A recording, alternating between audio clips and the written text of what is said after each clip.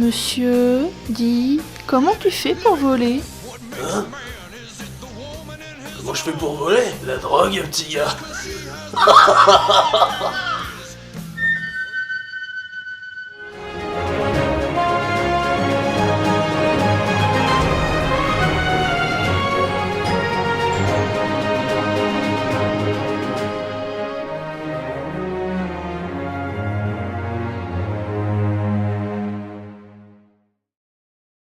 Le monde des comics est grand et vaste. Parmi celui-ci, il existe des comics dont on se dit, à la lecture, qu'ils ressemblent diablement à de simples films transposés sur du papier. Et même Hollywood, pourtant pas toujours le plus prompt à regarder ce qui se passe autour de lui, s'est même rendu compte que, parfois, certaines de ces histoires dessinées avaient l'air d'un gros storyboard. Ce n'est pas Zack Snyder qui a filmé 300 pratiquement à la case près qui me dira le contraire.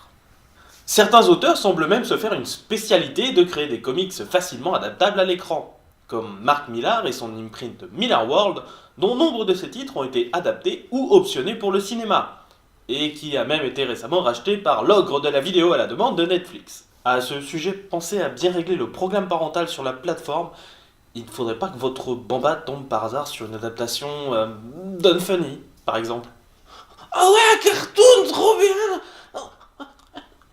Elle fait quoi là, la maman corbeau? Et pourquoi lui il a un trou dans la tête? Et puis ça veut dire quoi, pédophile? Non, aujourd'hui on n'est pas réunis pour parler de l'œuvre de l'écossais Mark Millar, mais d'un autre titre qui fait lui aussi, mine de rien, penser à un storyboard de cinéma. C'est en tout cas mon opinion.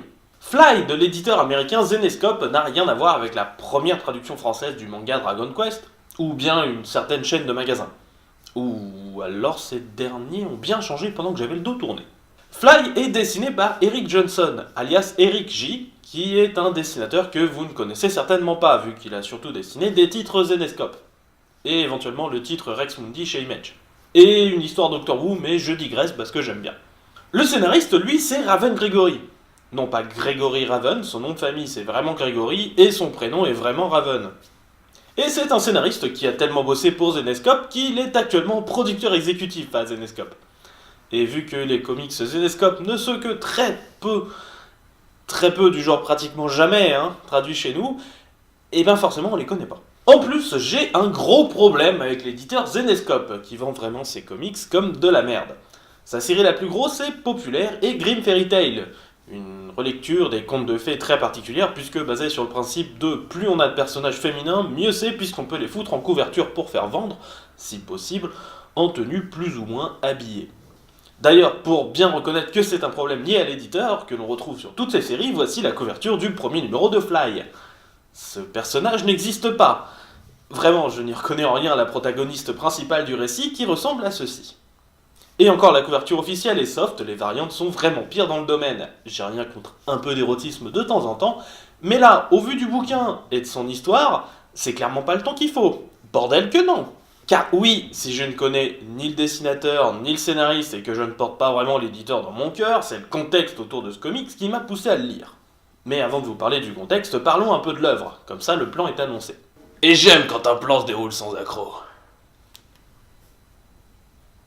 Fly, c'est l'histoire d'un couple déchiré. Genre vraiment déchiré, le premier numéro nous montre une femme, Danielle, détruire la voiture de son mari et le battre quasiment à mort. Marie d'ailleurs qui est notre personnage principal, Eddie, qui a eu la mauvaise idée de donner dans sa jeunesse à sa femme une drogue nommée Fly, qui permet de voler plusieurs heures quand on se l'injecte. Un truc plutôt dingue dans un monde sans super pouvoir. Seulement le Fly est une drogue plutôt dure et Eddie tente vraiment de décrocher. Sa femme, non. Et elle le harcèle depuis un moment pour récupérer la drogue plutôt mystérieuse, qu'Eddie est un des seuls à pouvoir récupérer via son pote de lycée, Francis Kaiser, qui a hérité de la production de la drogue de son père. Commence alors une série de chantages tous plus affreux les uns que les autres de la part de Daniel pour forcer Eddie à lui redonner ce produit.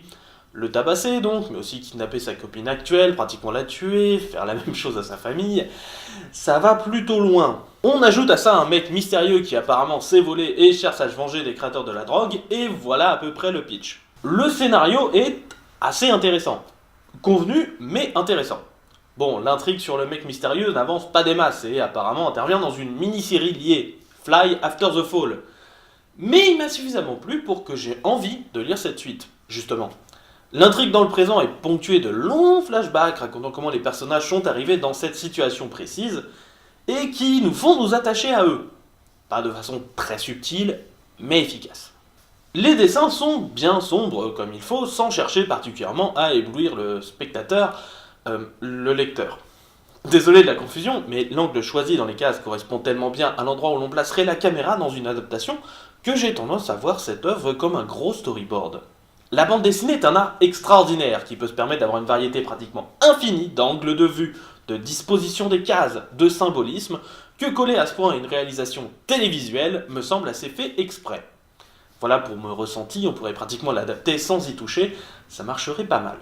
Quant au contexte de l'œuvre qui m'a attiré, eh bien, elle est en partie autobiographique. Raven Gregory s'est bien séparé pendant un moment de sa femme, addict à la méthamphétamine ou meth, et auquel il a été lui aussi accro. Il a écrit les 2 premiers numéros lorsque sa femme est partie un moment et qu'il pouvait moins facilement se procurer sa dose. C'est alors qu'il a pu stopper son addiction et qu'il est revenu à ce script après coup pour écrire les 3 numéros restants. Mine de rien, ce n'est pas un background ordinaire de n'importe quelle œuvre artistique, et c'est ce qui m'a fait lire ce comics. Et même l'éditeur juge ce background important vu qu'il est rappelé en 2 pages à la fin du premier tome. Après tout, il est malheureusement vrai que les mots inspirés d'une histoire vraie font malheureusement plus vendre. Rassurez-vous quand même, la femme de Monsieur Grégory est au courant et a donné son accord pour qu'il parle de choses aussi personnelles. Cela donne quand même une œuvre assez bizarre à mi-chemin entre le simple divertissement bon et une sensation un peu voyeuriste de voir certains moments de la vie intime ou plutôt comment une des personnes les a ressentis. Assez étrange à vrai dire. Certes, le titre est convenu, mais fonctionne sans doute à cause de la sincérité derrière le script, lié très certainement au vécu de son scénariste. Fly est une série atypique dont les conditions de création expliquent et même presque excusent ses quelques défauts. Bref, quand le truc que j'aime le moins dans un comics c'est son éditeur, eh ben j'ai envie de dire que ça vaut le coup de passer outre et pourquoi pas de tenter de s'envoler. Et la semaine prochaine, on va passer un mois dans la peau d'un cancéreux à super pouvoir. Purée, mais c'est qui choisit les thèmes à la noix? John, c'est toi qui choisis les thèmes? Tu fous quoi là? Des coups déchirés, du chantage psychologique et maintenant des cancéreux? T'es sous antidépresseur ou quoi?